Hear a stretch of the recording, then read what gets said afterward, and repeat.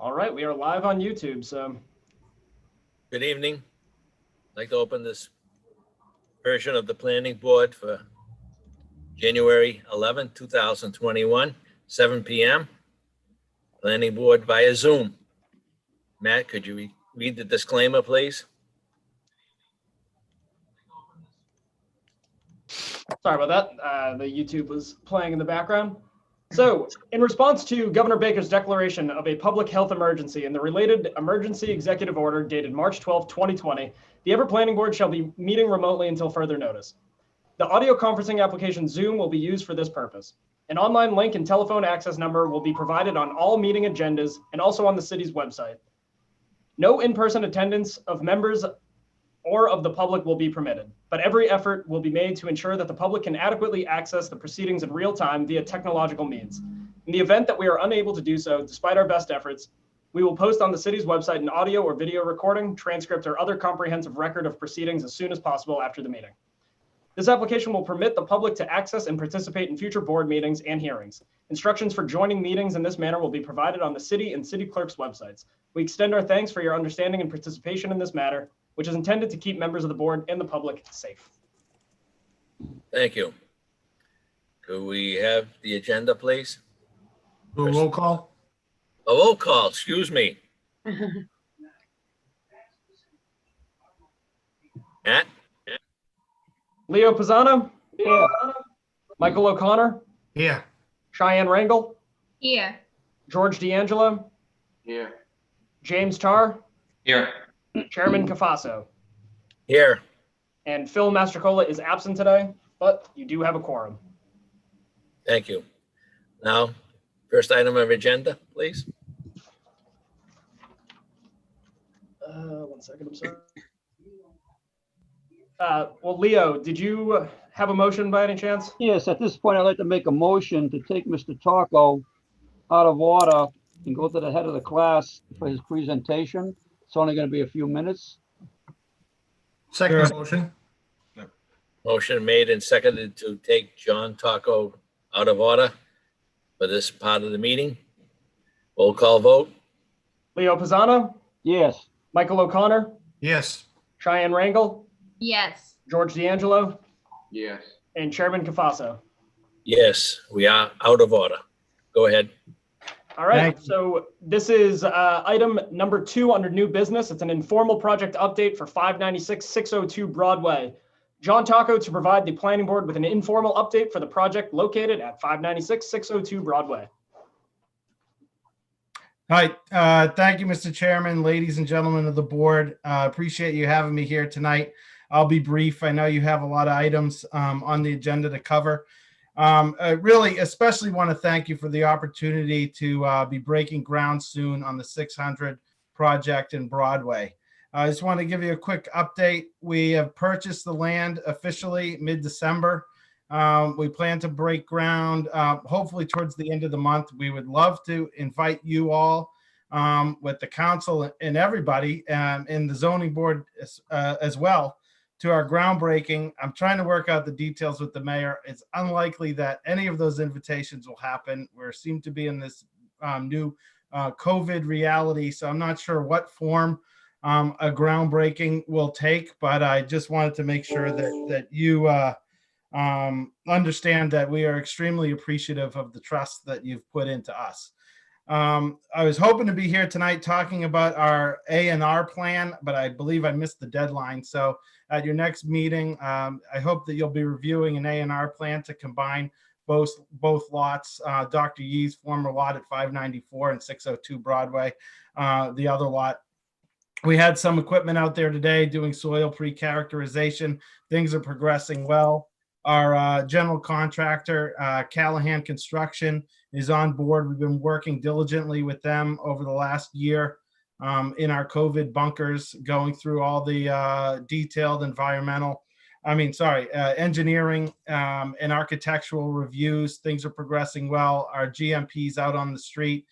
We hope to start real construction. There'll be a lot of stuff, cutting caps and abatement and things that start happening this month that are actually already underway, but I think you'll start seeing some significant work out there, certainly by March is our plan. So with that, I think that concludes my update. I'm available for any questions, but really just wanted to thank you again for the opportunity to move ahead with the project. Thank you. Any questions of the board? No. Hearing none, we thank you, Mr. Taco, for your update. You're welcome. Good luck, guys. Have a great night. Happy New Year. Thank you. Thank you, John. John. All right, so reverting now to item number 1 under old business. Item number 1 is a site plan review for 2nd and Vine Street. This is a proposal to demolish the existing structures on the premises located at 12 and 24 Vine Street and 337 through 349 2nd Street, Everett, Mass, to construct a new 6-story building with 320 units, of which 16 units are proposed to be affordable, with approximately 4,000 square feet of ground floor retail space along with a parking garage. The premises is bounded by 2nd Street, Boston Street, Vine Street, and 3rd Street, and is designated by the Assessor's Department as parcels numbers K05-000067, K05-00068, K05-00176, and is located in the Commercial Triangle Economic Development District. This matter is continued from October 13th, 2020. Thank you. The petitioners here? Yes, Mr. Chair, we are. Yes. Good evening. My name is Johanna Schneider. I am the attorney on behalf of the project team. Before we begin our presentation to the board, Matt, I just wanted to ask a quick procedural question. We did on October 29th file 2 applications pending before this board. One for site plan approval, which you mentioned when you were reading the notice. We also did file at that time an application for an inclusionary zoning special permit. And I just wanted to make sure that that had been properly noticed as well, because we do feel like that belongs before the board concurrently with the site plan approval. Yep, so the inclusionary zoning, I believe the application itself is kind of embedded within that site plan approval. I'm pretty positive that it was noticed. I know Joe Duquette is also on this call, and he had helped me with some of those legal notices. Joe, are you there? It includes both. I'm here, yep. All right, and Jeannie, who is our clerk, she just confirmed that it does include both. The legal notice concludes both. Okay, fabulous. Thank you very much. Okay, so with that out of the way, again, my name is Johanna Schneider. I'm here on behalf of 2nd and Vine LLC. I'm joined tonight by members of the project team, including John Block, the project developer, Tamara Roy, our project architect from Stantec, Steve Martirano from Bowler, our civil engineer, and Sean Kelly from Vanass, traffic consultant. Tonight And Shauna Gilly-Smith, Joanna. Oh, Shauna, From hello. Ground. And Shauna Gilly-Smith from Ground, our landscape architect. Hi, Shauna, didn't know you were here. We are here tonight actually making our first formal presentation of the proposed residential project located on the corner of 2nd and Vine Street. As the board may recall, we gave an informal introduction on October 13th, and then we were back before the board very briefly in mid-December, at which time the board voted to authorize the payment of funds for peer review.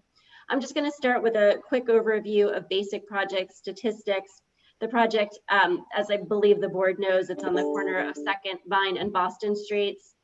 And in terms of basic statistics, we are proposing approximately 320 residential units, approximately 450 parking spaces.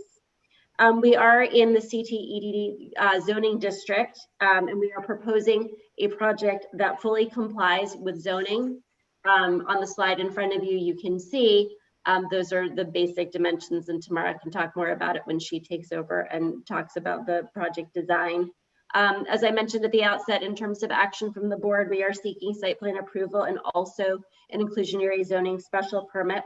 The site is subject to an AUL, so as provided in section 32 of the ordinance, we'll be providing 5% of the on-site units as affordable. And with that, I'll turn it over to Tamara. Thank you, Joanna. So our agenda for tonight, we're going to go quite briefly through it, is for Stantec to talk about the architecture, Ground, the landscape, Bowler, the site plan, and Vanass, the transportation. Then we'll have discussion. So as Joanna mentioned, this site is a little over 3 acres at the corner of 2nd Street and Boston, and it's sort of an L shape. The setbacks are shown here, 10 feet in the red areas and 5 feet in the blue. We once had an easement running through the center of the site. It is no longer. So we will not be talking about that anymore tonight. Our project has thus sort of sealed that easement that was here before. And we have a ground floor plan, which is sort of wrapping around the building and creating an internal courtyard. 2nd Street is our entrance point, and it does have our required 4,000 square feet of retail use, as well as our lobby and other entrance functions. We then have some units along Boston Street, units along Vine. Our service drive comes in, it's a one-way drive off of 2nd Street and comes through and around and out. On this side, we've got alcoves for our meters and our transformers. And we also have a second transformer area in this corner in order to help do, a more economical distribution of power and utilities to the site. Let's see, did I miss anything? Oh, and our 450 car parking garage, along with its bike room, are on this side of the site here with a dog area, relief area in front. Oh, and I forgot to mention, as soon as I pressed next, that we did work with the Everett Fire Department to make sure that the trucks could use this drive and sort of come around and get out the other side in a one-way loop in order to protect that side of the project. Our massing, as you've seen before, hasn't changed. It's 70 feet for its maximum height, which is 6 floors. And we have a combination of fiber cement and metal facades, and then brick along the ground floor. This is the view from the other side, an aerial showing the parking garage, and as well the finished elevations along this side. And you can also see in the courtyard and our small roof deck on the top along 2nd Street. We have some views for you to look at our materials, which again, like I said, is fiber cement. We have some balconies on the corner, some bays, and red brick along the ground floor for the sort of pedestrian sense of scale and quality. This is coming around the other corner, 2nd and Boston. And Shauna will talk a little bit more in detail about this sidewalk that we've been working on. This is going down along Boston Street. As I mentioned before, we have some units along there which really activate and energize that street. So, hoping for the future here that this will become just a nice, beautiful residential district when all these different sites turn over from industrial to something else. So they have little decks that are slightly raised up from the sidewalk area. And we've set our building back quite a bit from the sidewalk. So we also have some room for landscaping as well to just buffer the street. Then coming around, you can see where we once had our easement. We now have a nice little pocket park here, green landscape. Again, down Vine Street, similar little porches, sidewalk, and some landscape buffer. And coming around to the parking garage, we are thinking of some sort of metal screening. And this is our dog area, our entrance to the bike area where the transformers are on this side of the building, as well as the entrance to the parking garage.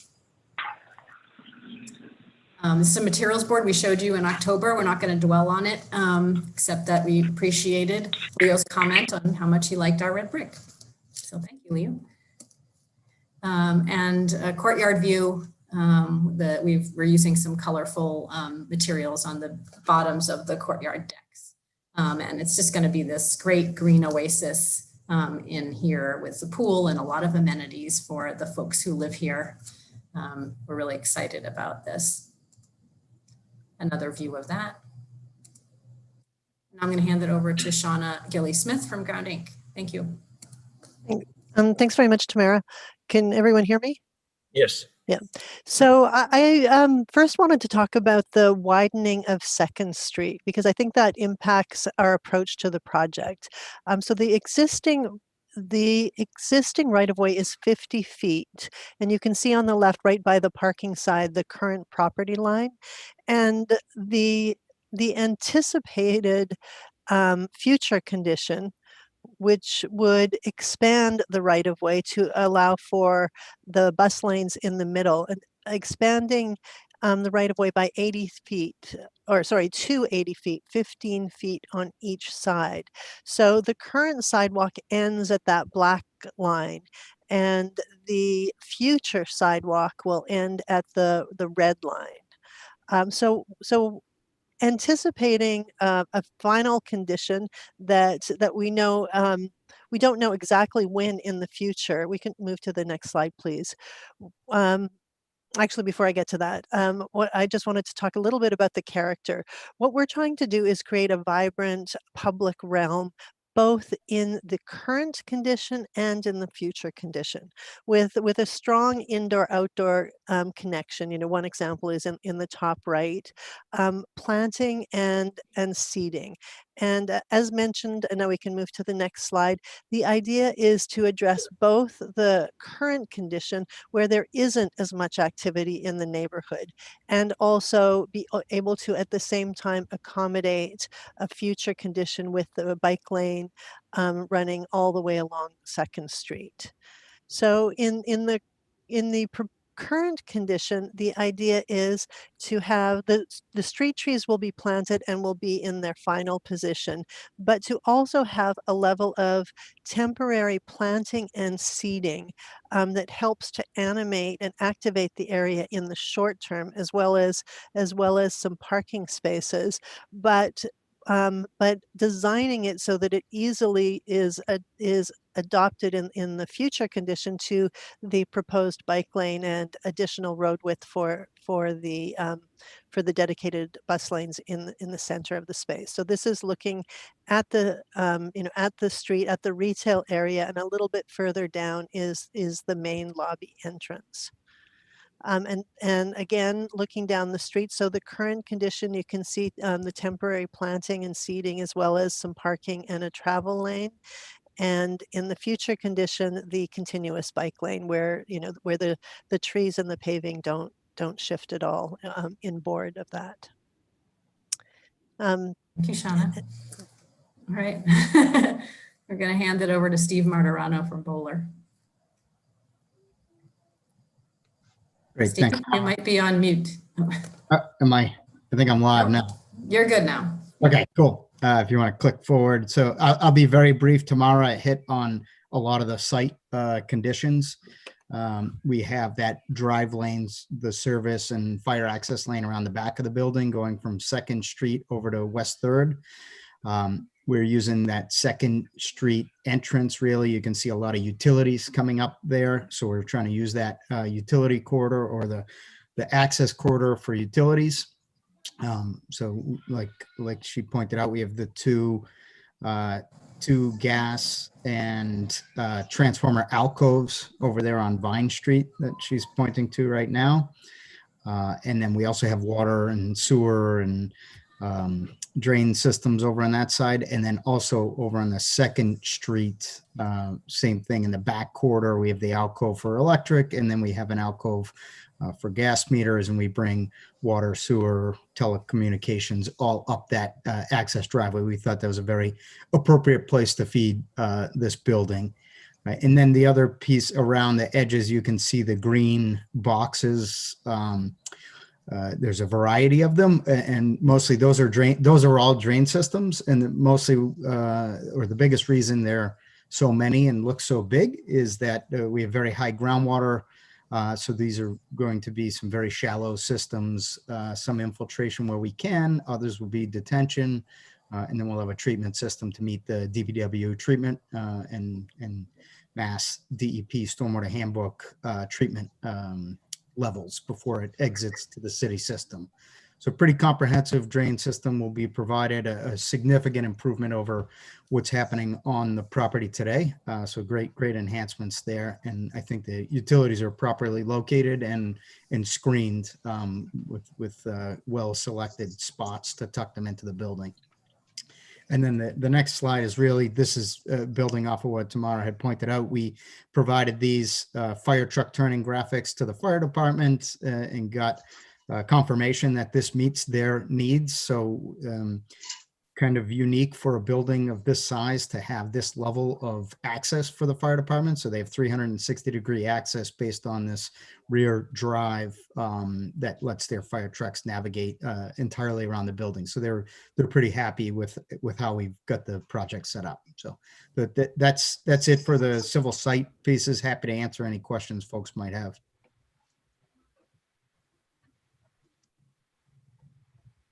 Well, good evening, Mr. Chairman and members of the board. Again, for the record, Sean Kelly with Vanassen Associates. On behalf of the team, thank you again for having us tonight. Please, the board, I'll just again quickly run through our presentation as it relates to traffic, and then I'd be happy to answer any questions you might have. I think again we're familiar with the project site. I assume we're at the intersection of 2nd, Boston, and Vine. Both 2nd and Vine provide connections to Revere Beach Parkway to the north via signalized intersections that are under state DOT jurisdiction. As I'll get into later, some of the recommendations and the design measures that were incorporated in this project were done in response to the Everett Transportation Strategy Study that was put out by the city almost 2 years ago now. And really the things that we drilled down on were, improving pedestrian accommodations, improving bicycle accommodations, and then also ensuring that the project in conjunction with improvements the city's contemplating to expand transit service into this area. Can advance a slide. The study area that again we scoped this out in consultation with Jay Monty in your traffic engineering department, but essentially we looked at the 11 intersections that are expected to accommodate the majority of project-related traffic. Along Revere Beach Parkway, we looked at the signals at 2nd Street, Spring Street, and Vine Street. Also the unsignalized intersection with Boston Street further east. And then 7 other unsignalized intersections along 2nd, Garden, Boston, Vine, and 3rd that are more proximate to the project site itself. We looked at the weekday morning 7 to 9, weekday evening 4 to 6, which is consistent with what you would look at for a project of this type. The volumes that we looked at, we compiled volumes that were collected pre-COVID to ensure we weren't dealing with volumes that had been deflated because of the COVID condition. And some new counts that we adjusted upwards to reflect the activity that was out there prior. Again. Lost his tower. That's why he's not on. This chart, I won't go through each of these numbers, but just gives you a kind of a feel for the volumes that are out there today. The weekday morning and weekday evening, and the reason we look at these are the busiest hours for residential projects. Vine Street today carries about 3,500 cars an hour. 2nd Street carries about 15,000 cars an hour. Peak hour flows on 2nd are about 1,040 during the commuter hours, and peak hours on Vine are significantly lower, on the order of 240 to 250 vehicles. Now, these volumes that we collected, we adjusted a number of ways. We inflated them to account for all of the projects that are currently in front of the city or have been approved by the city that have yet to be constructed, including the Woodway site, 1690 Revere Beach Parkway, the Fairfield at Chelsea. Mr. Kelly? Yes. Excuse me. Matt, Leo lost connection. He's back in. Would you let him in? Yeah, I don't see him in the waiting room. He said he's waiting to be connected. He lost his sight. I'm sorry, Mr. Kelly. Oh, no problem at all. All righty, I got him. You got him? Okay, great. Thank you. Thank you very much. I'm sorry. No problem. I won't go back too much, but again, these are the level of volume that's out there today. It's about 15,000 on 2nd, about 3,500 on Vine, with peak hour flows of about 1,000 on 2nd Street and about 240 to 250 on Vine Street. And again, we adjusted all the volumes that we utilized to account for all the growth that's planned and in the pipeline. Again, the Woodway 6090 Revere Beach, the Fairfield 35 Garvey, Anything that was identified by the planning department has been incorporated into our analysis. Could advance a slide. One of the benefits of this area is that a lot of the trips that are made out here aren't auto trips. They're made via alternative modes of transportation. We did look at the census data for this particular tract, and what it showed is that only 45% of the vehicles of residents rather typically drive by themselves as part of the commuter trip. The majority of the trips are actually either carpooling, public transportation, or other modes, whether it be walking or bicycling. Given the distance to the Silver Line, we went with a more conservative 30%. But certainly as the transit infrastructure and shuttle services improve in this area, we expect that the actual non-auto percentage will be much higher. Could we advance, please?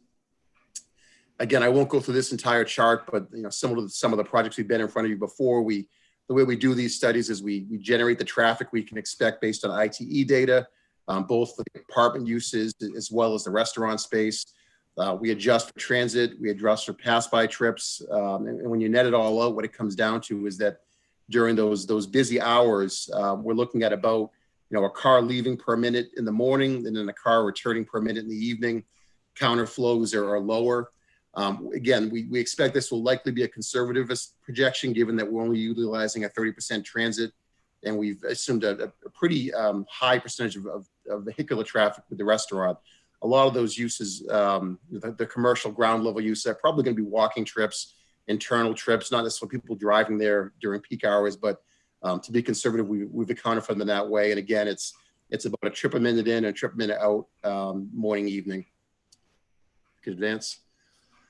With respect to our recommendations, again, and it was touched on, land dedication. There are plans to significantly widen Second Street, to have the dedicated Silver Line lanes that would extend from the current Chelsea station further in. They want to get to Everett Square, and then we're dedicating the land to let that happen. In conjunction with that, there would be bicycle lanes adjacent to the travel lane, and again, the project would not preclude that. We put the land aside. In terms of access management, we're not proposing any vehicular access to Second Street. It's the busiest road in the area. The only curb cut on Second that would serve any vehicular traffic would be the service entrance only drive. And again, that would be inbound only, not outbound. The garage access would be on West 3rd Street, which is the quietest street in the area, if you will. Peak hour flows out there are about a car per minute, in both directions. So it's a very lightly traveled corridor. We're proposing to have some parking and drop-off activity on Second and Boston. Again, this can accommodate the Uber and Lyft activity associated with the site. Any driveway signage we're proposing would be designed and implemented in accordance with MUTCD design criteria, whether that's the signage, pavement marking, striping, things of that nature. One more. The TDM plan, this is a major part of any of the residential projects that have been proposed in this area, and consistent with the city's requirements, we would be joining the Everett Transportation Management Association, or TMA. As part of the TMA, the developer is required to pay a certain annual fee based on the number of units. And again, this money is put towards implementation of policies to improve the transportation service in the entire area. I know one thing that's come up quite a few times is the provision of a shuttle service between the various residential developments that would provide connections to whether it be the commuter rail station or the market basket, areas that are typically traveled that wouldn't require you utilizing your car. Similar to the other projects, we'd have a transportation coordinator that oversaw the implementation of the TMA, transit screens within the residential buildings, so you'll know when the trains are arriving, the Silver Line's arriving rather. Parking fees are unbundled, which means that you aren't required to have a parking space with your unit. If you want to have a unit with no space because you don't have a car, you won't pay for that space.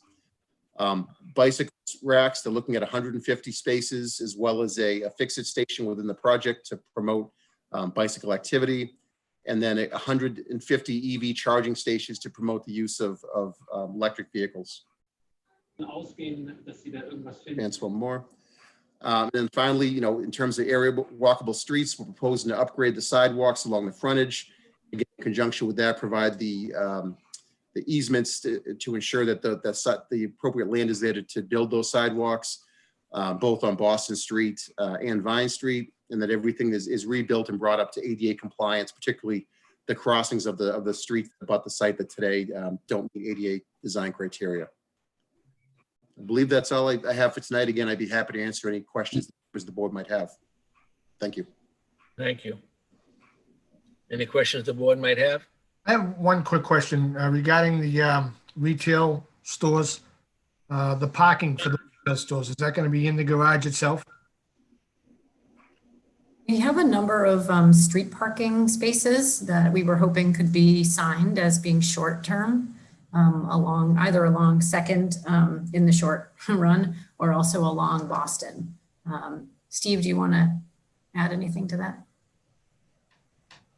No, I think that sums it up. We do have some on Vine Street as well. There's an opportunity there. So the street parking is the closest to the retail. We just think if the retail is going to succeed, Michael, it needs to be as easy and in and out as possible. And people like to see the spaces. They don't like to park in garages. That's just the way human nature is, unfortunately. So we're doing our best. I didn't know if you had an exact amount or. No, we just, as much as we could possibly get. And is a restaurant going to be involved in the retail areas or? John, do you want to? We don't know that yet. Yeah, okay. It's early days for figuring out the retail piece of this. Fine.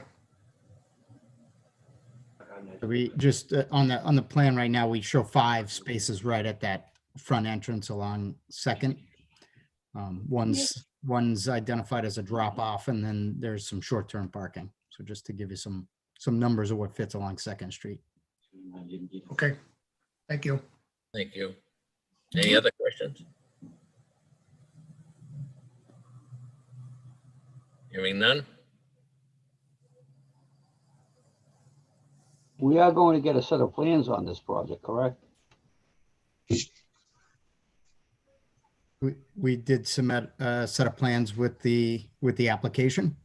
Right, but we haven't, we saw your first presentation tonight, and we, the board, haven't been given a set of plans yet, nor the narratives for traffic. In other words, something that we can sit down and look at. So those materials were submitted, Mr. Pisano, back in October 29th. We did file a full package with the narratives, the traffic study, and the plans. And then I believe that we also filed some supplemental plans. Was it December 7th, Steve? I can look at the date real quick. And I can say too that these have all been placed on the drive, the Google Drive for the planning department.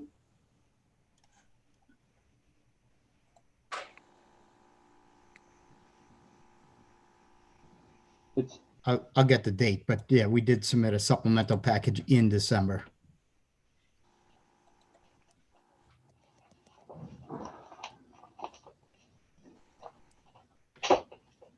Well, did we get a copy of that, Matt? Yeah, when I sent out for, what was it, last week, with the link to the Google Drive, I put in that all materials submitted by all applicants are in that drive. Each applicant has the name of their project, and when you click into that, it has all corresponding documents. I know what you're talking about, but to review a set of prints on a Google Drive, on a computer, I don't think that's fair to us or the applicant. We usually get presented a set of they're required to present 12 copies of the prints to you, and we usually get a copy of it. Yeah, I have prints in the planning department. I'll have them mailed out. I mean, that's why when they ask, do we have any questions, I can't ask a question on something I haven't been able to review yet. And I know the first go around was very productive, actually, but without an actual physical set of prints, it's going to be kind of hard to do. So I guess I'd request that we get a copy of that for the next meeting. Yep, I can have those mailed out. That'd be great, thank you. And comments too from all departments. We don't seem to be getting that either. Fire department, police, traffic department, right down the line. Okay? Yeah, I've received nothing from anybody except for our building commissioner or interim building commissioner. Yeah. And that was not for this project either. So I'm waiting on a comment. Well, I mean, again, I say it's to the applicant that we get all this and that we get it. How do you comment on things? Impossible. So, The applicant said they met with the fire department, right? We should have had something, yeah, we should have had something back from them. That's my friend, John Block. What's the picture of the profile picture? There was a email correspondence. I know it went around back in December. Happy to forward that to you, Matt, to forward on to the board again. But yeah, I did confirm the date of the second set of plans that was submitted was December 2nd. If you need additional copies, we're happy to print more and deliver them. But Matt, it sounds like you have the hard copies. Yeah, we should. I do. And Matt, Leo, this is Zach Chorniak from Ty and Bond. The engineering department just today authorized us to do a peer review on this development, everything but traffic, just to make everybody aware. and that was our engineering department? Correct, Julius. Okay, very good. Well, again, I say, without reviewing that, how do we make any comments? I mean, I don't want the applicant to think that we haven't done our homework. There's nothing to do our homework on. So when we get all these submittals to us, then we can obviously review them before the next meeting, and then I'm sure we'll have a few questions. So if that works, okay, Matt?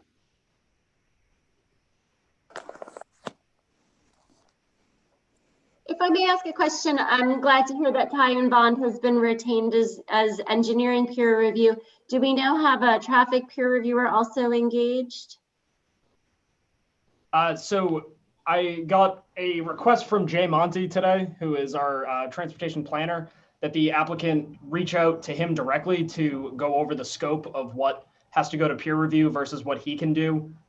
So he just asked that somebody reach out to him directly. I was told this at like 3 or 4 p.m. today. So he has somebody in mind, though he does want to discuss with the applicant before moving forward with that. Okay, we'll make sure to do that. In most cases, when you reach out to the different departments, such as Jay Monty, you really could, at that point, if everything went smoothly, you don't need for a peer review for traffic.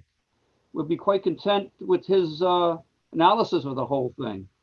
So again, I say that's why we need these comments coming back to us, so that I mean, if Julius asked for all these peer reviews, that's Julius's prerogative. It was not asked for by this board. So we'll just sit back and wait to get all those, I guess. Hard to give you a site plan review without reviewing all the appropriate information, which would be, again, peer reviews, and they take a little time, and it's going to delay the project a little bit.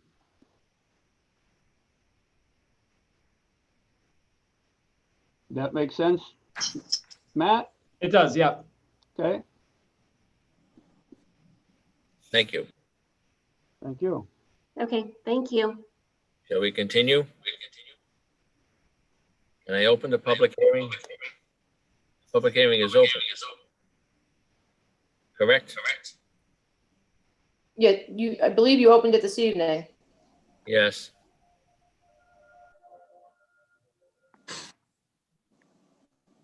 Can we move for continuance? Well, do you want to see if anyone has public comment?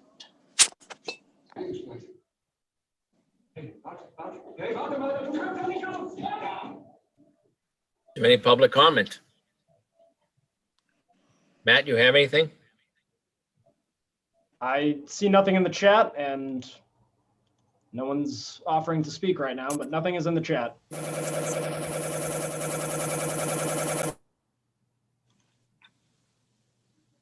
Okay. Would we be continuing to the next meeting, which would be the 25th, January 25th? Can I suggest that you may need more time than that, given the status of peer review? Matt, what do you think about that? That's why I'm asking that question. Yeah, I mean, I would venture to guess that given that we're awaiting responses from potentially 2 different peer reviewers and from a lot of people internally, that it would probably be best to hold this over until the February 8th meeting, which is not the next meeting, but the one after. So what's the pleasure of the board? I would vote for, I'll make a motion for continuance until February 8th. Second. For Site plan at review for 7 Second and Vine Street.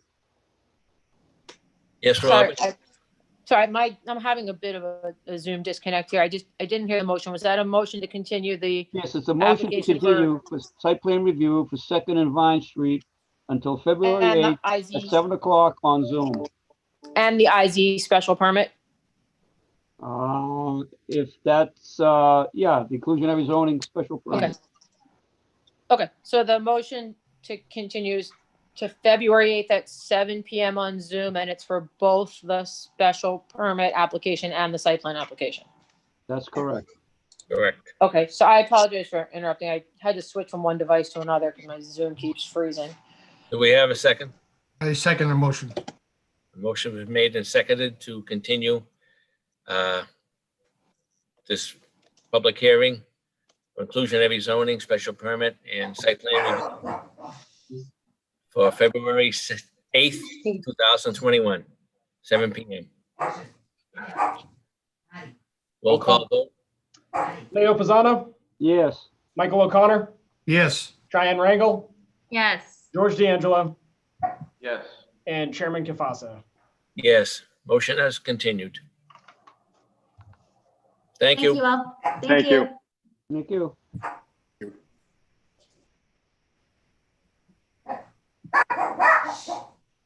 All right, the second agenda item under old business is a site plan review and dimensional special permit for 1690 Revere Beach Parkway. This is a proposal to build 800 transit-oriented development residential units with 15,000 square feet of commercial space, 5,000 square feet located in Chelsea, with 3 of the buildings in Everett and 1 in Chelsea, as shown on plans entitled, quote, proposed site plan documents for Grossman Companies, Inc., proposed mixed-use development, end quote, the site plan. On a parcel shown on the site plan, being a parcel of land referenced by Assessor's Department as K0-04-000084, located in the Commercial Triangle Economic Development District. This matter was continued from November 10th, 2020.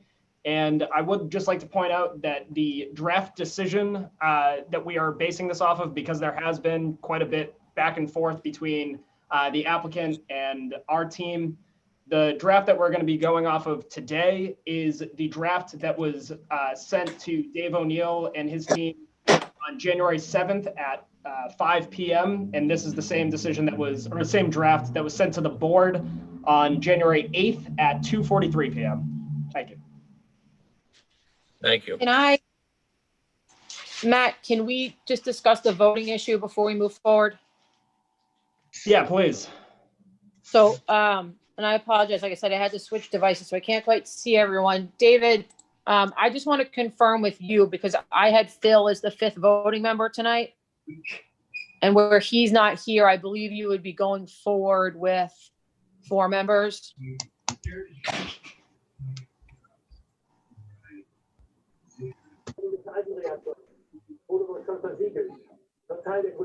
Our voting members would be Mr. Pisano, Mike O'Connor,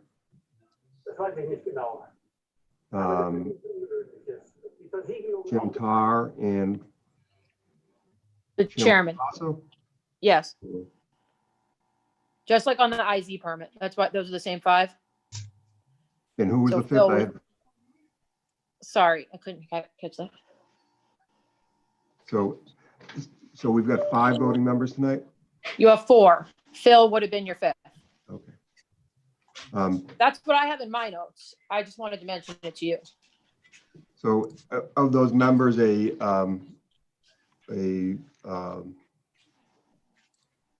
requirement is, are we unanimous at this, with this vote, with this? Yeah, I mean, you would need all 4, especially for the special permit. Well, I think it's our intention to proceed. I would, I know that we've done a lot of work on this, and I think the concerns of the board have been certainly heard and recognized in the decision. So Okay. we'd be satisfied to proceed on that. Okay, I just wanted to raise it. I didn't want there to be an issue. Understood. Well, thank you. Yeah. So, Mr. Chairman, if I may, my name is David O'Neill. I represent the applicant, Everett Land Holdings. They're the Grossman Companies Group, who has made themselves known to this board in the past 6 months of development of this project in Everett, which is the 6.9 acre site located on the Everett and Chelsea line, currently situated with the Stop and Shop grocery store. As Mr. Latanzi stated, 800 residential units, 15,000 square foot retail. Last year, we did, in fact, back in December of last year, we were approved for our 5% inclusionary zoning special permit. It's a wonderfully urban addition to that area, housing and retail uses that the Commercial Triangle Economic Development District ordinance was designed to attract and create, and encouraging a transit-friendly use of the property, which I think our site plan and our presentations to this board thus far have shown. With me tonight, as they have been on all of our prior calls, are the project team consisting of the project coordinator for the Grossman Companies, Avi Shas, the representative of the Grossman Companies, Jake Grossman, Greg Sampson and Broughton Rudnick is counsel to the transaction, Steve Materano, our civil engineer from Bowler Engineering, Sean Kelly from Vanas, and our architect, Joel Bargman of Bargman, Hendry plus Archetype Architects on this project. I know that in our last meeting, we had a very, very productive examination of some of the elements of the project that had been looked at. Our peer review from the traffic was addressed, as were some of the kind of civil engineering concerns about the project. And hopefully everyone has had a chance to look at the draft of the decision. I know that's been the product of a lot of collaborative work between the parties. It's reflected the concerns and issues raised by this board, some of the infrastructure, some of the traffic, and the location.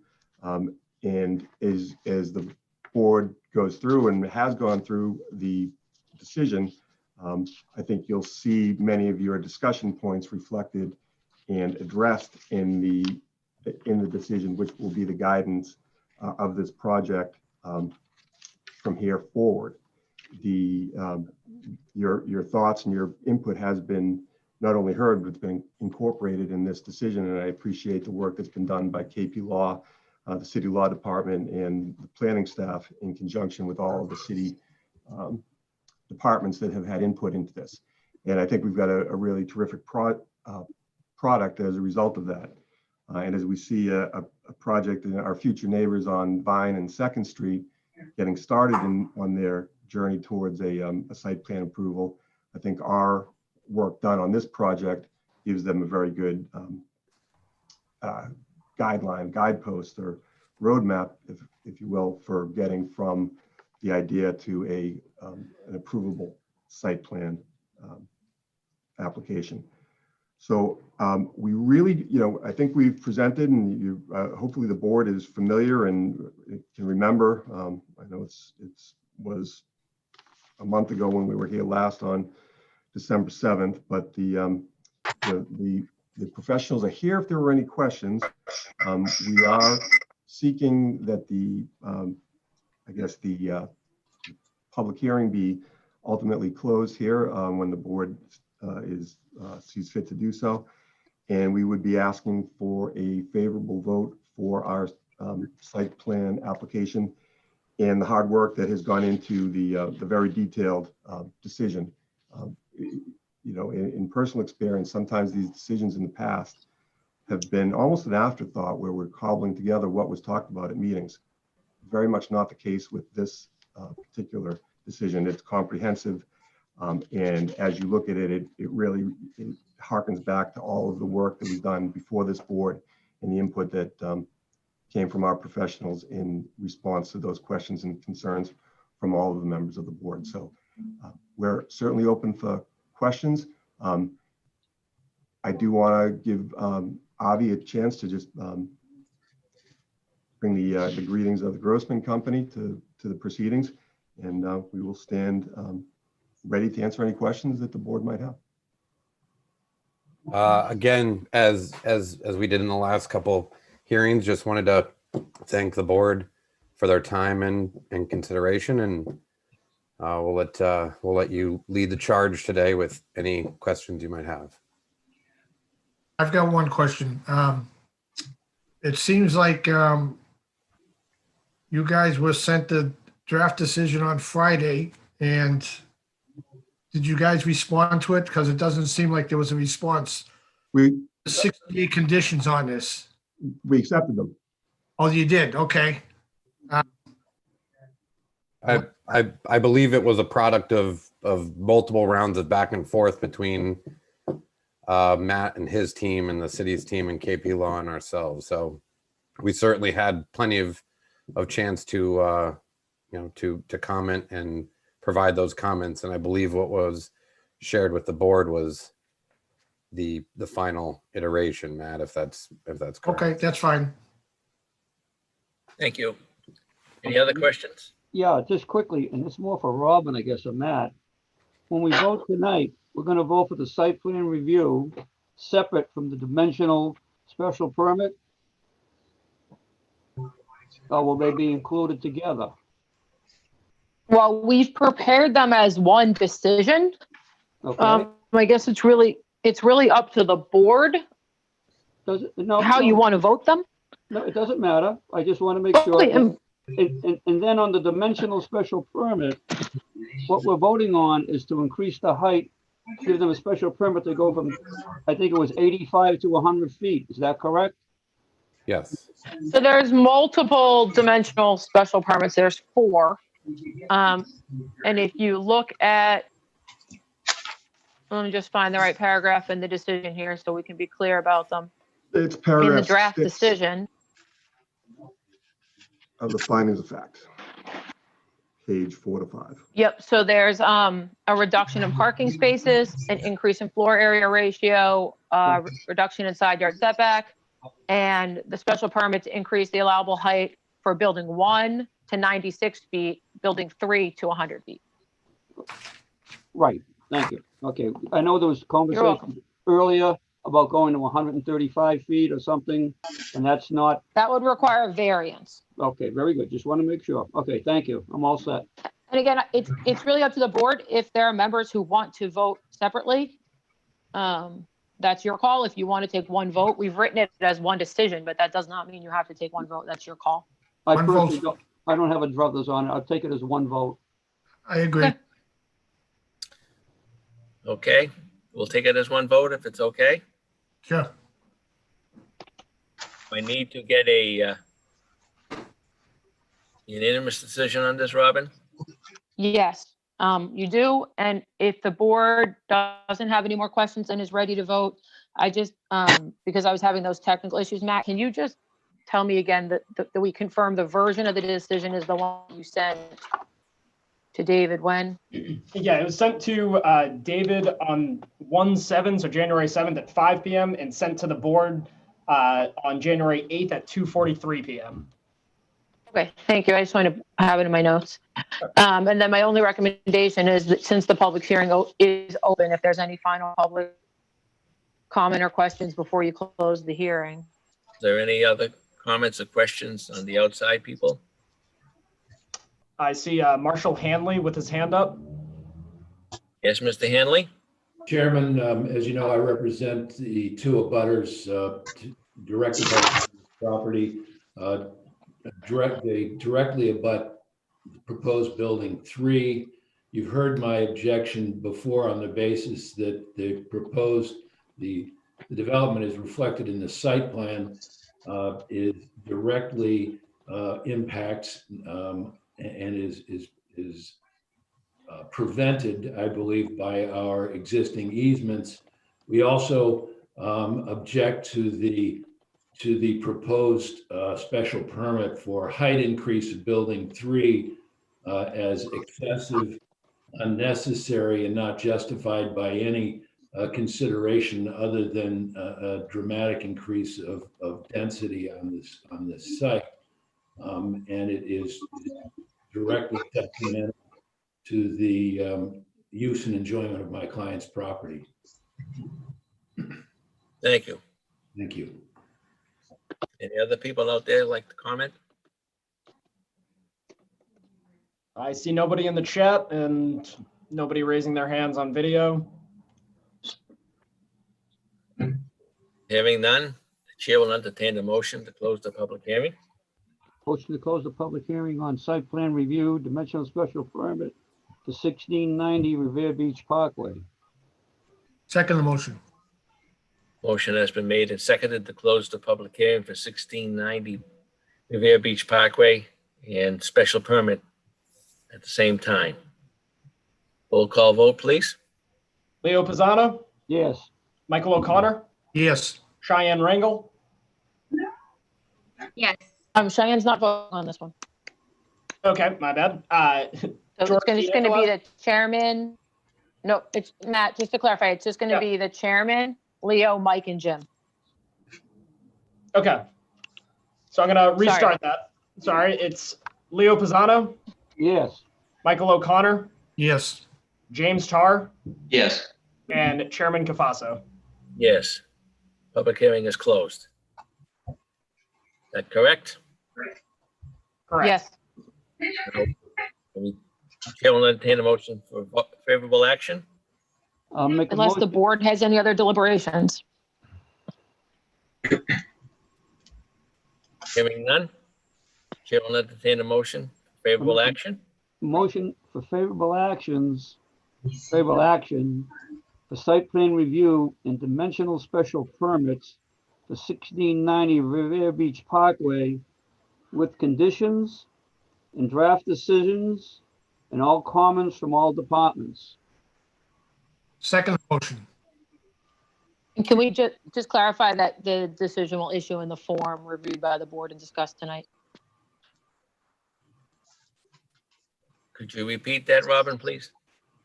Can we just make sure the motion's clear that the decision is going to issue in the form reviewed by the board tonight? No, Linda, just part of the motion will be that what we spoke about tonight will be included in the favorable action motion. Is that what you want, Robin?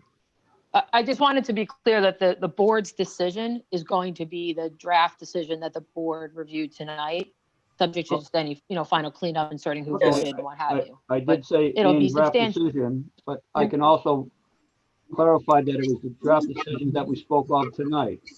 Okay, would you like that? Would that be okay? Because That'd be great. Thank I can remake the motion, okay? All right. That would be great. I will make the motion, make a motion for favorable action, the site plan review and dimensional special permit for 1690 Revere Beach Parkway with conditions and draft conditions that were discussed this evening in all comments from all departments. In the motion.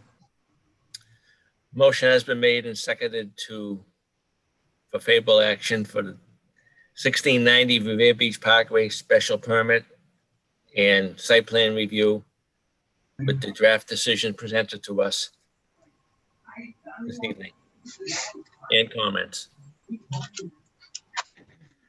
Roll call. Roll call vote, please. Leo Pisano, Yes. Michael O'Connor, Yes. James Tarr, Yes. and Chairman Cafaso. Yes. Motion has passed unanimously. Mr. Chairman, thank you, members. Thank you. Thank you, Mr. O'Neill. Thank you, gentlemen. Put those glasses down, will you, please? Thank you, everybody. Very welcome. Good luck. Thank you. Appreciate it. Thank you for your help.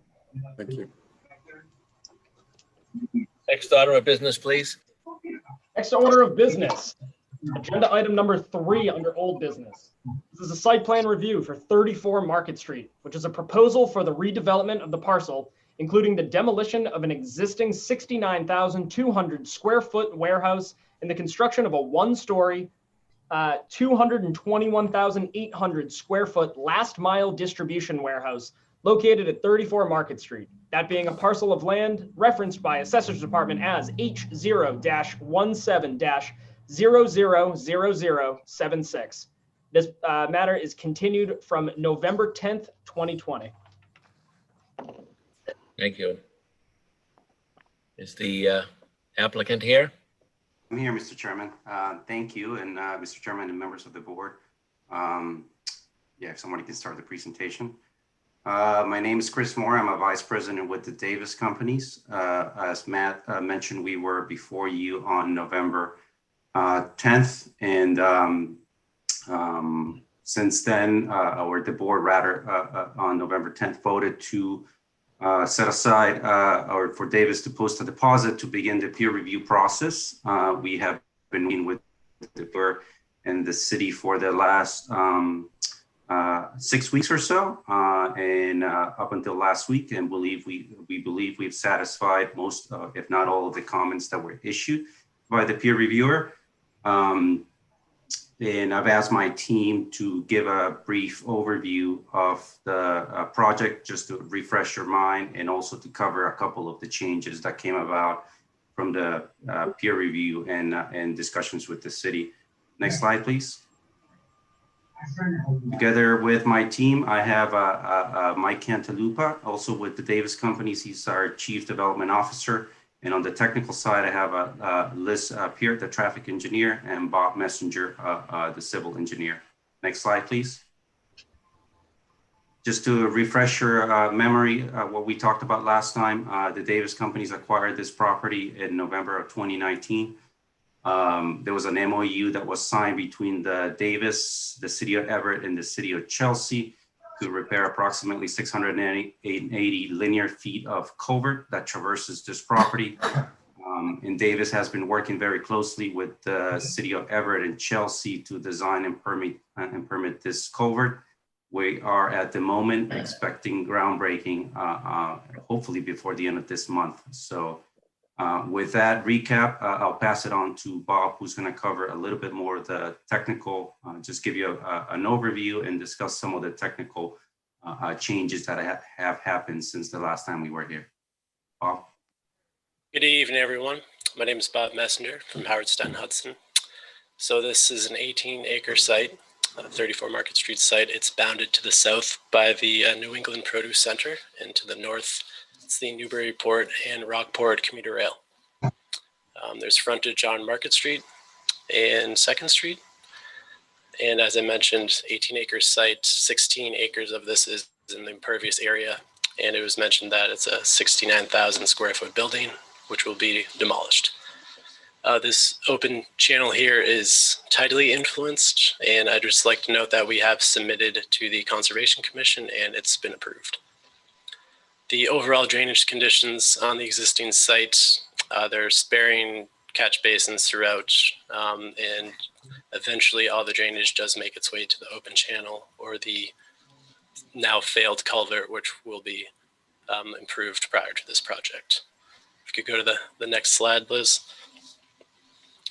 This is a shot at the proposed building. It's a 220,000 square foot, 1-story warehouse. It's 45.5 feet tall, and the zoning allows for a 6-foot or a 6-story building, excuse me. So it's well below the allowable. There is 12,300 square feet of office space in this building, and the allowable floor area ratio in this zone is 4, and this building is at 0.9. If you could, next slide, Liz. This is an aerial illustrative of the site. There's some existing fencing that will be remaining, mainly to the south with the produce center. There'll be an existing gate that is remaining closed. we're adding a proposed gate that will be closed to Second Street. Primary access to the site will be coming off of Market Street, where we have reciprocal easements, which will provide the proper dimensions for vehicles to access the site. Once the vehicles enter, they will head along the south of the building where there's a ramp. Passenger vehicles will be able to take the first ramp entrance to the roof for parking. The required zoning is 95 parking spaces, and we're providing 185. The vans, which will use the remainder of the parking spaces you see on site, are for the vans that use the building. They will continue circulation clockwise around the building. And there's also, on the southwest corner of this building, there's a ramp entrance also for the vans. And as the vans continue clockwise around, they'll be parallel to the open channel as they make their way to exit the building, or the site, excuse me. On the eastern side of the property, there's the loading area, which has 8 loading bays and a dumpster area as well. And I believe that's it for this slide, Liz. So zooming in here, we do have some landscape improvements. We're providing plantings and trees. Mostly there'll be some against the building, also to the north on the open channel, and some islands as well. And overall, we're adding 37,000 square feet of open space to the project. We'll also be proposing LED lighting. On this western portion of the parking area, there will be light poles, and for the most part, along the building, they'll be fastened to the building. Next slide. So I'd like to discuss, before we get into some of the pedestrian access that's displayed, I'd just like to note the open channel improvements that Chris mentioned. The diagonal here, this will be daylighted and with a head wall, and the box culvert will also be improved upon adjacent to that. And this project will be connecting to the improved box culvert with a 48-inch pipe with a tide gate. And I'd like to note to the board that, as Chris mentioned, some changes since we've seen you last. The developer has asked for a drainage option for this project to be added, which will include infiltration systems. And this is due to the fact that there are contaminated soils on this site at elevation 3 or below. There's potential for contaminated soils. So I'd like to share my screen just to review some of the utilities.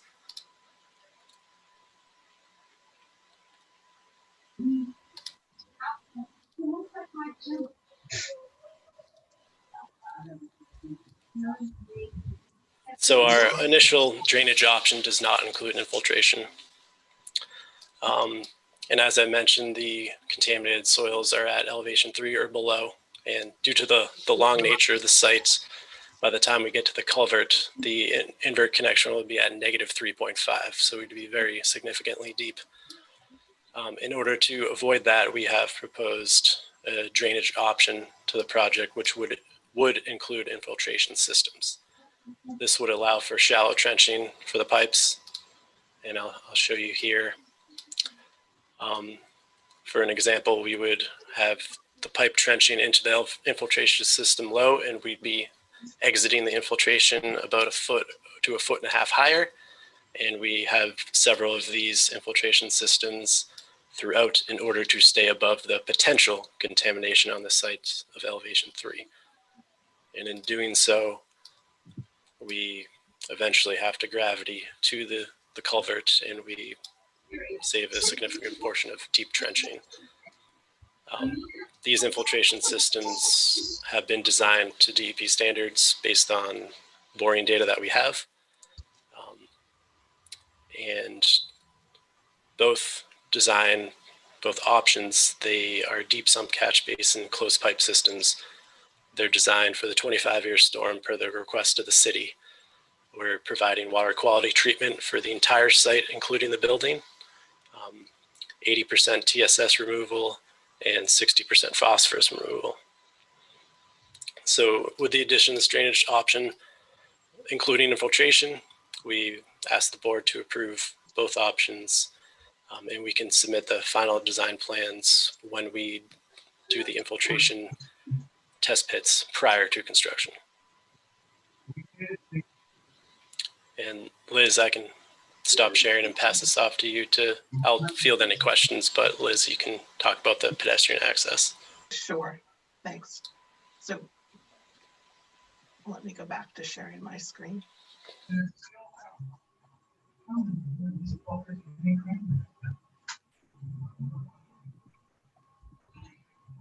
Okay, and just to wrap up on the slide that, for the record, Elizabeth Peart from Howard Stein Hudson, focused on the transportation aspect of the project.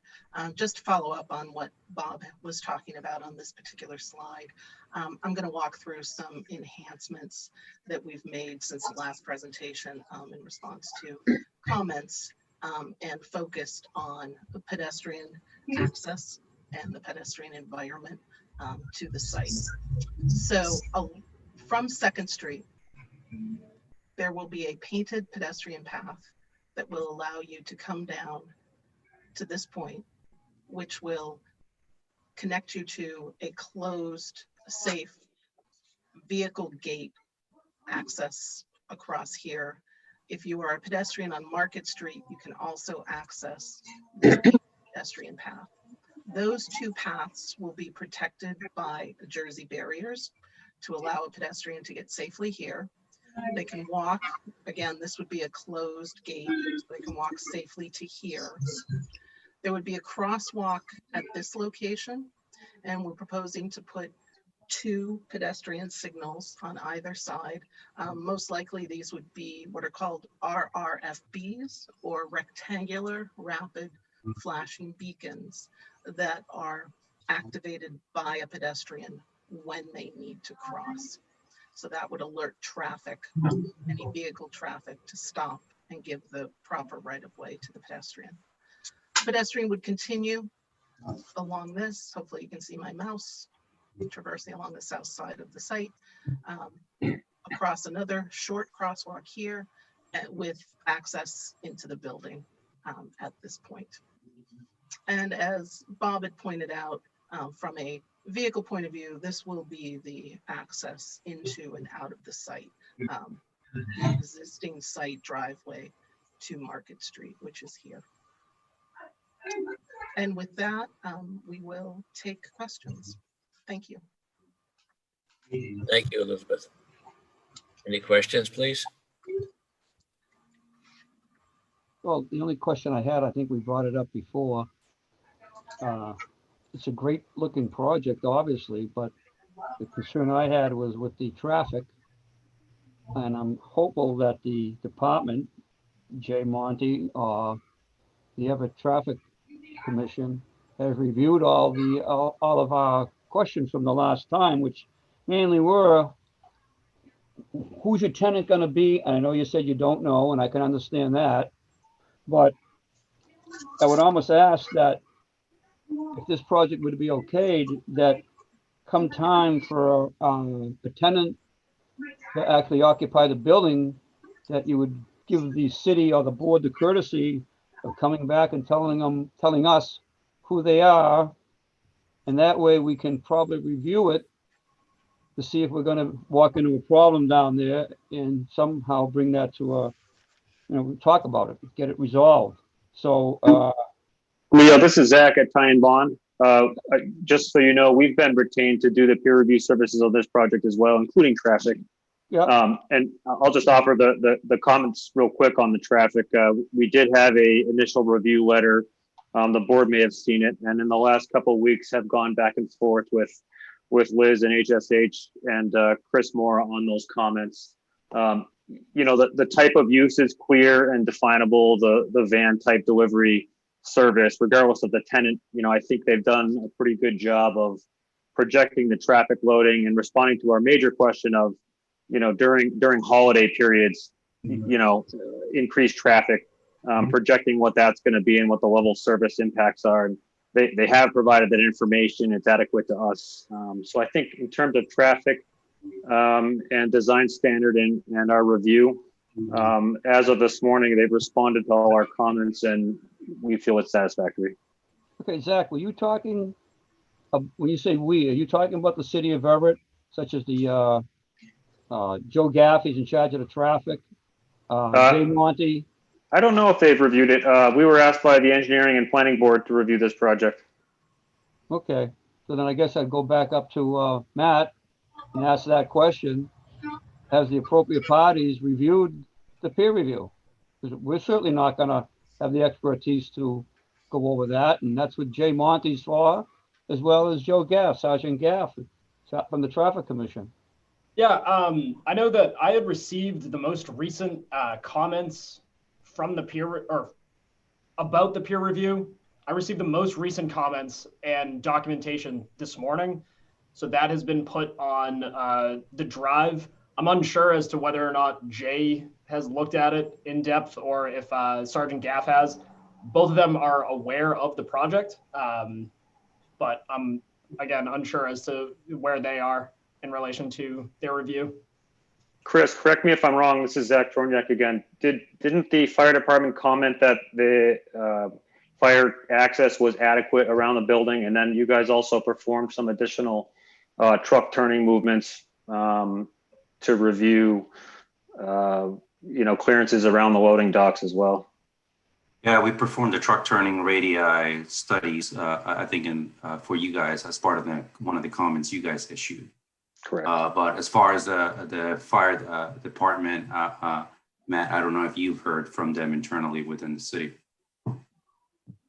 I haven't heard from them in follow-up to what you're speaking of. I mean, this is not an overly complicated project for sure, but getting into the drainage well beyond this board's expertise. So we do rely on each department to review it. So I'm gonna assume, Matt, that each department has reviewed it and is as a positive action on the application. No one's giving you any negative feedback. So nobody has given me negative feedback, no. Okay, so the board can assume that all departments are okay with the project, basically. Okay? If that's how you would like to take inaction or lack of communication, then yeah, I'd just like to say that, again, they're experts. We're not. We look at their review, their comments, and that's what we base our yes or no on. So I'm going to say they're all happy with it. Okay. Leo, Matt, can you confirm if the letter received this morning was, or Chris, was that the letter that has the responses to all our comments in it? Was that provided to the planning board? That was posted to the drive this morning after I received it, and I did send it out to the planning board shortly after receiving it. Leo, if I could just speak to that briefly. This is Robin from KP Law. Like Matt said, additional responses were received by Matt this morning. I don't know that anyone internally has had an opportunity to go through those and confirm if there's any final outstanding questions. There is an issue, not an issue, but there is a question about an existing easement on the property that we are taking a final look at. And I don't know that I know Jay had questions about the pedestrian access that were discussed last week, and I don't know if he has had an opportunity to look at any of the final information yet to answer your question. Well, would that Robin, this is Zach. Yes. We did receive that letter as well, and we have gone through it. I just haven't had a chance to draft the final review letter. We don't really have any additional comments. The only comment was, the board should understand that the applicant here is submitting on two different drainage systems. One is a gravity drainage system with large diameter pipe a little bit deeper. The next one's an option to, people to raise that system higher and use infiltration.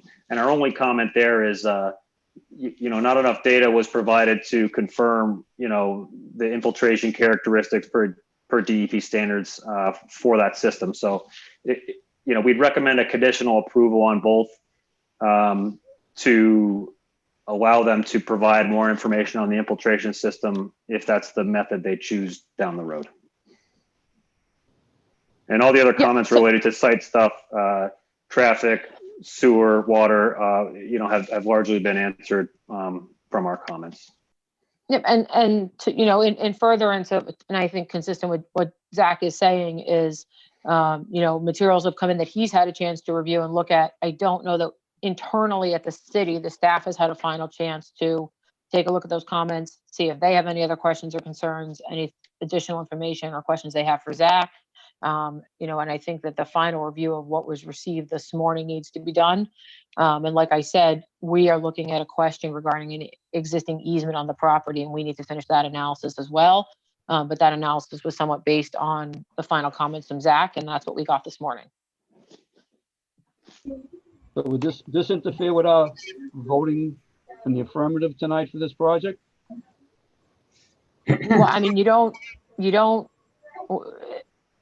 you don't have a decision prepared. We haven't discussed conditions or flushed out conditions. Right. Again, it's the board's call, but in my opinion, it would be premature and it would be difficult to write a solid decision on this without having the opportunity to go through the process that we normally go through of, you know, finalizing the decision, writing it up, making sure we're set on conditions, particularly when we're talking about proposed alternative drainage designs. I think there's a little bit of work to still be done on this, and I think, you know, and Matt can comment as well. But I can't say that the internal city departments have had the opportunity to do their final review of this project, but they got additional comments today. Okay, thank you, Robin. I agree with you. Thank you. So certainly no one's trying to hold anything up, but we want to make sure that we're addressing anything that needs to be addressed, and especially on the pedestrian part. I know Jay had questions, and I have not heard anything more from him on that. Okay. Thank you. So from what we're hearing tonight, any other questions or comments? Yeah, I Anybody? just, out Go of ahead. curiosity, this is for city folks too, as well as the applicants. Do we know if we have any kind of legacy information on the contamination level in the soil, any kind of testing that's been done in the past? I know the applicants probably haven't had the chance to do any kind of testing now, but just out of curiosity, if there's anything in recent years. Jim, I can Yeah. comment on that, or go ahead, Chris. No, go ahead, Zach. That's fine. Yeah, so Ty and Bond's been on this site for a while too. We're the engineer on record for the daylighting portion. We studied the Market Street culvert as well, and we did some soil pre-care work.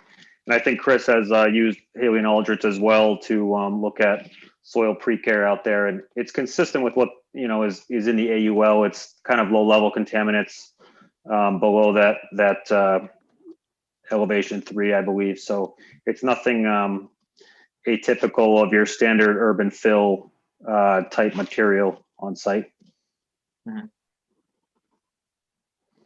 I know there might be some concerns with the filtration, which is why you had the alternate plans to develop sort of a raised filtration system. Correct. Well, it's just trying to drain the whole thing from one end to the other. By the time you get to the low end, it's a pretty deep trench in a site that we otherwise know there could be contamination issues. So we work together with our engineer to try to come up with a system that does not involve digging so deep. Okay. Thank you. Any comments from outside?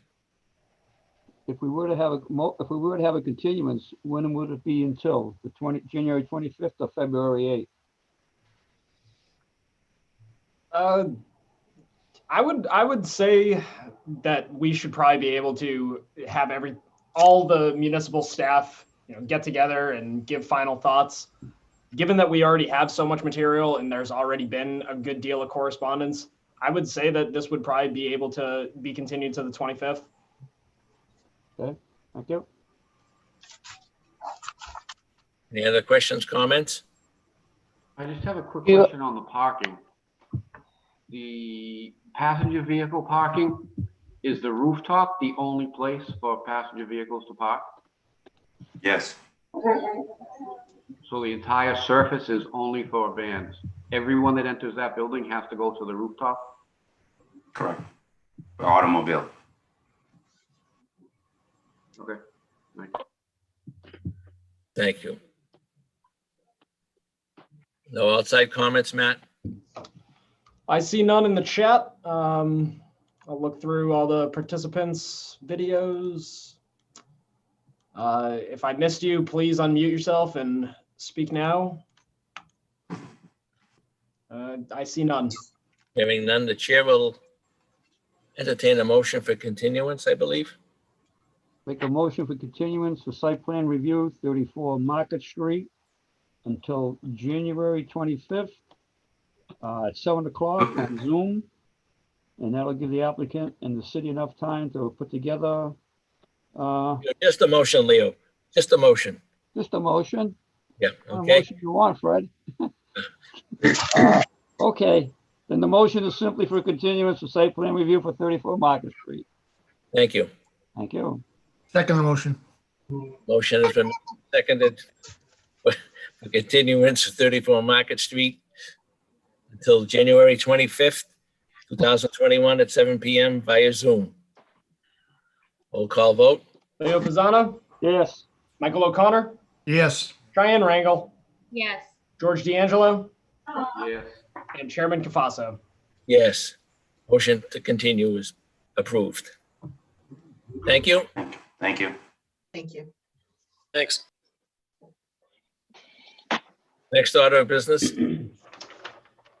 Next order of business is item number 4 under old business. This is site plan review, 48 Nickel Street, which is a proposal for a redevelopment, including the demolition of an existing single-family house and the construction of a new 3-story, 6-unit residential building located at 48 Nickel Street, that being a parcel of land referenced by Assessor's Department as M0-08-0000178. This matter was continued from November 10th, 2020, and the applicant reached out to me today requesting for a continuance until the next meeting on January 25th. Hearing that, Chair will entertain a motion for continuance. Motion for continuance of site plan review, 48 Nickel Street, January 25th, 2021, 7 o'clock on Zoom. Second motion. Motion is made and seconded to continue 48 Nickel Street. Is it? Yep. 48 Nickel Street until January 25th via Zoom. Roll call vote, please. Leo Pisano, Yes. Michael O'Connor, Yes. Cheyenne Rangel, Yes. George D'Angelo, Yes. and Chairman Cafaso. Yes. Motion is continued. Thank you. Next order. Next order of business, and I'm going to apologize preemptively. This one is incredibly long. Is item number 5, which is a zoning amendment, the transportation demand management. In accordance with the provisions of Section 17 of the zoning ordinance of the City of Everett, the City Council hereby proposes to amend the city's zoning ordinance by creating a new Section 34, quote, transportation demand management, TDM, end quote. The purpose of the amendment is to create a new Section 34 of the city's zoning ordinance relating to the transportation demand management, TDM, and make related changes to the existing zoning ordinance. Requiring TDM participation is intended to prevent, reduce, and mitigate the impacts of development on the city's transportation system, neighborhood livability, safety, and the environment.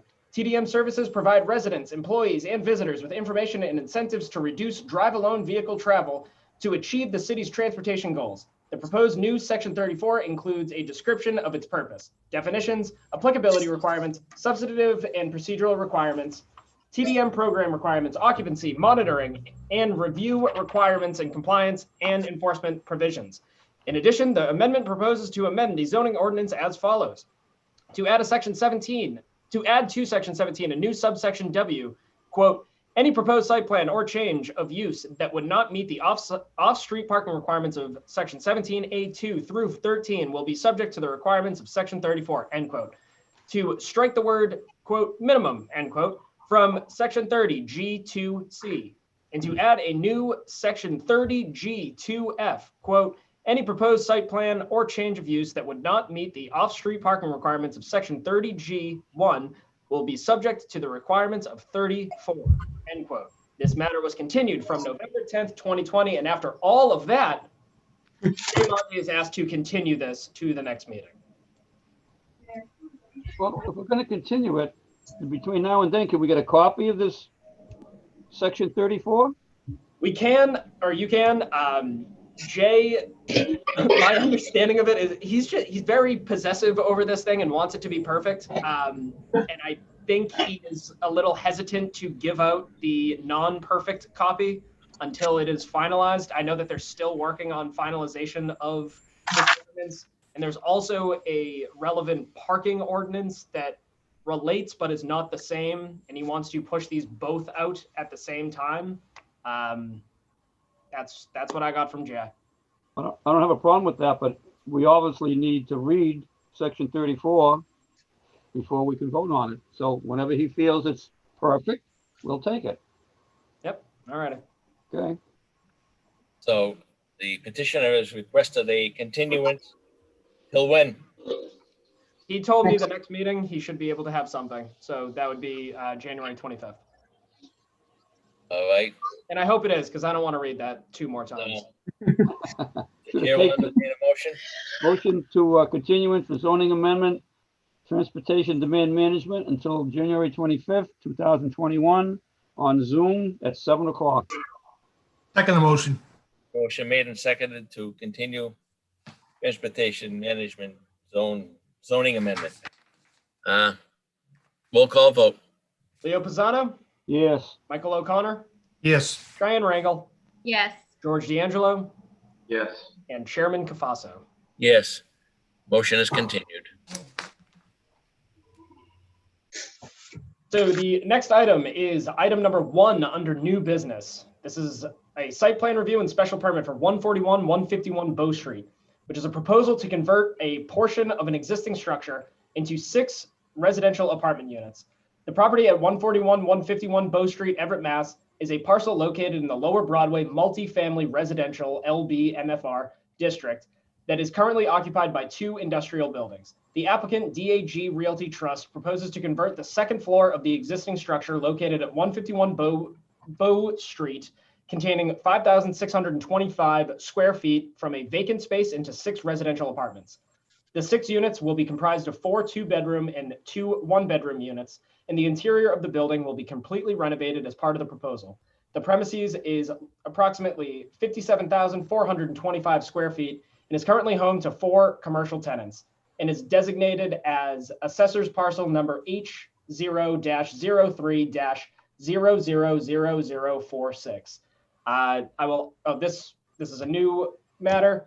I will also note that the applicant has reached out to me last week and requested that this is continued until the February 8th, 2021 meeting.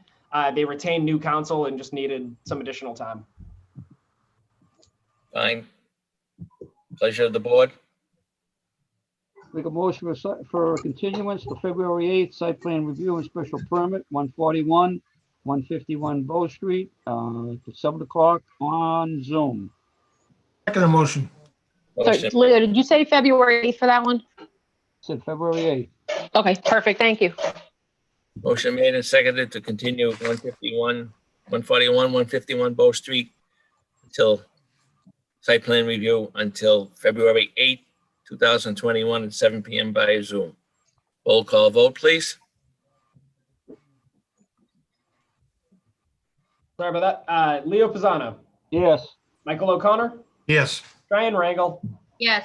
George D'Angelo, Yes. and Chairman Cafaso. Yes, motion has been continued. And Thank we will be getting a copy of everything on this too, Matt, right? Yep. What the special permit is particularly? You got it. Okay. All right. So just for my knowledge, because I'm learning, I got fed to the wolves right away. Who actually looks at the Google Drive? Does anyone? Well, No. I do. All right. How I'm would going we to start know- mailing stuff. I have to say this. We can How mail would it. I we can know- drop off. How would we know what's out there unless someone says, go to Google and look for it? Well, I don't know. I look at it every day. noticed that it was perpetually updated. There's usually a new folder. If I don't see a new folder with the date of the meeting, I usually reach out and I say, hey, are there any documents that I should look at? But that one, it shouldn't be on you. I understand that this is more a tool for the public to ensure that, documents are readily accessible for the public, to ensure that, open meeting, open everything for the documents, public bodies. Though given that, I think it would probably be wise Jeannie, if we could coordinate maybe even once a week, because we always do have supplemental materials flowing in. Yeah. I was under the impression that everyone looked at this Google Drive. I now know that about one of you looks at the Google Drive, so we will change that up. I feel guilty now. We can drop it off or we can mail it. We can put it Okay. together every week. And also, I mean, if you're around too, you could always just shoot me a call. I'm sure we could coordinate some type of, I can just bring a packet downstairs if you're in your car and help you out that way. Because we're on the topic of procedural stuff and whatnot, it has been brought up now by two different people, no one on this board, but just two different people, about the recent change that was made that all applicants come to the planning board first and then go to the ZBA. I know that that was a change that Tony Souza was adamant about. He thought it was a great idea. Now that it's been in practice, and granted it hasn't been in practice too long, is this something that the board is seeing more positives from? Are there negatives to it? Is there any, I don't know, any desire to revert back? Should we keep going with it? Revert back, as far as I'm concerned, you can go back the way it was. And I think part of the idea behind it coming before us is that the zoning board of appeals didn't have the gumption to make certain decisions. And Tony wanted us to, on all of these items, to give our recommendation, which we did, which was never, ever accepted by the ZBA. So it was just a waste of time. Tony had the right idea, absolutely, but it never worked. Primarily, the project there tonight, John Taco, this board took 5 of the zoning that they wanted, the variances, okayed 4 of them, told them, we mentioned no to the parking, which was the principal one, that was everything. And they went right ahead and thought it was a great idea to have no parking up there. So why waste our time giving them recommendations when they never abide by it? So as far as I'm concerned, you can go back the way it was. And procedurally too, was this an actual proposal that was made and adopted by both boards, or was this just an internal measure? Internal. Okay. Had nothing to do with us. We certainly didn't care which way it went. It seems like Matt- process-wise, the Board of Appeals is exactly that. It's an appeal board. So you would think that the planning board would come out with a decision first, whatever the decision may be. And then if the developer did not want to cooperate with the decision, then they would go to the zoning board of appeals and get an appeal. So functionally, it seemed like it was kind of like cart before horse. I mean, that's my 2 cents. So I think from a process point of view, it should be planning board then ZBA. But I mean, I don't. You're right, Jim. You're right. Yeah. That's the way it was. But there were certain things going on at the time, and Tony was correct that it would probably be better off to reverse it. And as Matt points out, it was a great idea, but it just didn't, as it's not panning out, put it that way. So, and I Matt, know if I could, Go ahead, oh, Rob. sorry, Leo. No. No, I'm sorry. I thought you were done. I thought you were no. finished. I apologize. Leo's never done. Never, thank you. Ed. Sorry. Never done. I'm struggling with the Zoom tonight. I'm sorry. I've had to like switch from the iPad to the phone, and things are a little challenging. I saw you I guess on one of them, and I was like, wait, what's going on? Well, because I was hearing it, I was trying to get back on the iPad because I can actually see people more than the phone, but then I was hearing it in 2 places, and the screen kept freezing, so I just turned it off. I thought your I'm mute sorry button about was that. busted. It made me nervous. Yeah, no, the screen, it wasn't working. Like I was trying to unmute it. Anyhow, I apologize. It makes a challenging format more challenging. Matt, all I was going to say on that is I think Jonathan may have some history on how that happened. So maybe I can ask around, and we can even put it on an agenda for discussion at another meeting of potentially changing a process. But I'm not sure if it's codified somewhere. So I can do a little homework and look into that. Yeah, to my knowledge, it's not. To my knowledge, it's not. And I'm not sure, but I think we could take a look and maybe even just put it on for January 5th or January 28th to have some conversation about it, or get some more feedback on that. Yeah, I mean, to my knowledge, the people who felt most strongly about it were Tony, and I think Jim had some opinions. I don't know which way they fell, but he had pretty strong opinions, as he did with most things. well, neither of I those mean, two are with us anymore. So, if those were the two that were pushing for it the most and it's not working, then. But in their defense, when they brought it before us, it did seem like a good idea. And again, it wasn't. Oh, sorry. No, go ahead, Robin. No, you go ahead, Leo. Sorry. No, I was just saying, I mean, I'm not going to leave them out in the cold and say that was their idea, it didn't work, screw them. No, we did agree with it. I mean, but there was a reason for it. And as you say, Jonathan would know the reason why. So, but yeah, let me check with Jonathan. And then the only other thing I'd say is, again, we can put it on an agenda for discussion in the future of how we want to handle that process. But we may also want to wait until you have new folks in those two positions. And before, if you're going to change something that again, and let them have some input, that's all I'll say. But again, I think we could put it on for discussion and maybe even get some input from the zoning board and have them discuss it. But I'll ask Jonathan. I think he has some history on it. Thank you. Absolutely. I'll make a note of that. Any other questions? Matt, anything else before us? There's nothing else. Nope. At this time, the chair will entertain a motion for adjournment. Make a motion to adjourn. Leo, that's great. Second. Words. Motion is made and seconded to adjourn. Roll call vote, please. Leo Pisano? Yes. Michael O'Connor? Yes. Cheyenne Rangel? Yes. George D'Angelo? Yes. And Chairman Cafaso? Yes, we are adjourned. Thank you very much, everyone. Thank you all. Thank you, Mr. Chairman. Yeah.